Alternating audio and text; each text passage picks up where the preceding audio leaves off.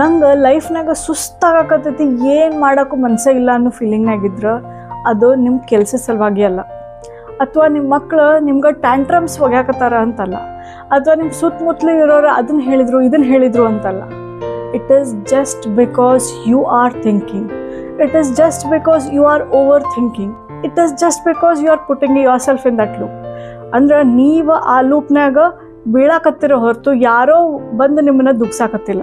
ಅನ್ನೋರು 1000 ಅಂತಿರ್ತಾರ, ಅದಕ್ಕೆ ನಾವು ಯಾಕೆ ತಲೆ ಕೆಡಿಸ್ಕೋಬೇಕು? ಸೊ ಅದ್ರ ಲೂಪ್ನಾಗಿಂದ ನಾವು ಹೊರಗೆ ಬರೋದೇನೈತಲ್ಲ, ಭಾಳ ಅಂದ್ರೆ ಭಾಳ ಇಂಪಾರ್ಟೆಂಟ್.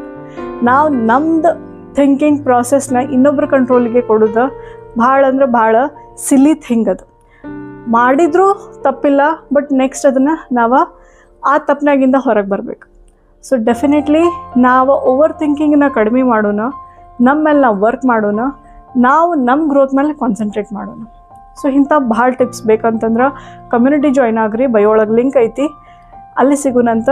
ಭಾಳಷ್ಟು ಜೊತೆಗೆ ಕಲಿಯೋಣಂತ, ಜೊತೆಗೆ ಬೆಳೆಯೋಣಂತ. ನಮಸ್ಕಾರ, ನಾನು ನಿಮ್ಮ ಮನೆ ಮಗಳು ರೇಷ್ಮಾ ಶಿವಳ್ಳಿ. ಜೊತೆಗೆ ಕಲಿಯೋಣ, ಜೊತೆಗೆ ಬೆಳೆಯೋಣ.